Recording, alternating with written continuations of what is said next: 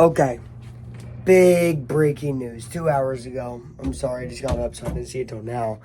2 hours ago, Siakam, it was announced, is intending to sign a 4-year, $189 million contract with the Pacers.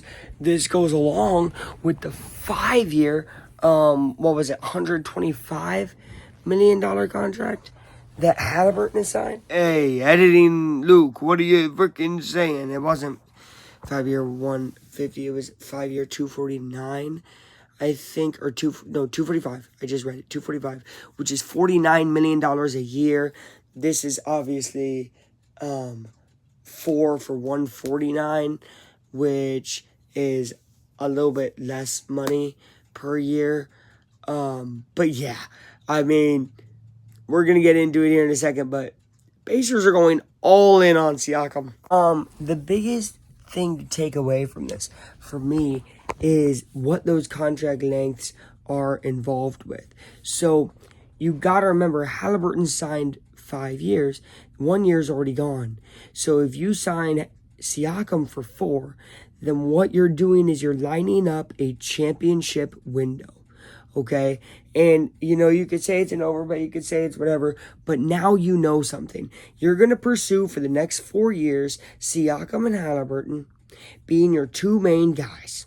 You got your power forward and your point guard of the next 4 years, and you just got to build around. Okay, is Turner going to stay? People don't know, right? What's the solidity there? Can you re-sign Obi? You're going to have to get rid of Jalen Smith, right? There's a lot of decisions, but what this means, and a lot of people aren't understanding because they're not Pacer fans, and they forget the Halliburton extension that happened last year, is the Pacers just did what they haven't done maybe ever, which is fully go in on 2 players and say, here's the reins, go win us a championship in the next 4 years. Now you're thinking to yourself, Luke, 4 years, that's ambitious. That's ambitious. A lot of teams are going up. Look at the West. It's getting scary all the time. Great teams coming up. OKC's coming up. Look at Timberwolves, they're coming up. I mean, Dallas, man, Luke and Kyrie, that worked out. They could just retool a little bit. Okay. And then you look at the East and where the Pacers ended up. And now they have a whole offseason to cook. Basically, Therese Walker should be playing more. He just has rookie season. He should finally get put in the lineup. There's, I think, a lot of experimenting that's going to happen with the Pacers early on in the year. And the only team, in my opinion, and this is going to sound crazy, people are going to think I'm delusional. Maybe I am. That I think the Pacers are really going to have to worry about is the team that they got swept by in the Eastern Conference Finals, and that's the Celtics. But now for the next 4 years, you're going to be competing with that team, period. Last time they knew they were going to have to compete with the team for 3 to 4 years, the Heat, they didn't really sign a bunch of new. They really just said, let's run it back. Let's run it back. Hibbert, Stevenson, George Hill, Paul George, let's just run it back. Let's just run it back. Let's just run it back. Let's not really get rid of anybody if they're not doing bad. Let's sign super old players, right? Which, let's be real, Siakam's not going to be super young at the end of this contract. But again, you are putting into place a plan, and the players know what they're coming to Indiana for.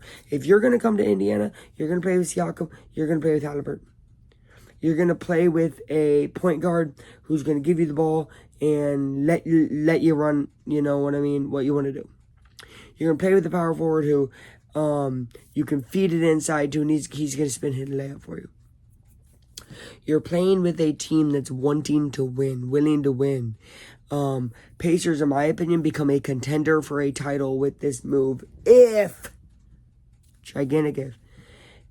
they make the moves, they sign players, they draft players that work in this scheme, and they get rid of guys that aren't good and get guys that are good for the system, the run and gun offense. And also, you got to remember that defense in the playoffs was pretty good. They wouldn't have made it to the Eastern Conference Finals without good defense. So, again, Siakam signed for $189 million 4 years. Look less at the contract, look more at the grand scheme.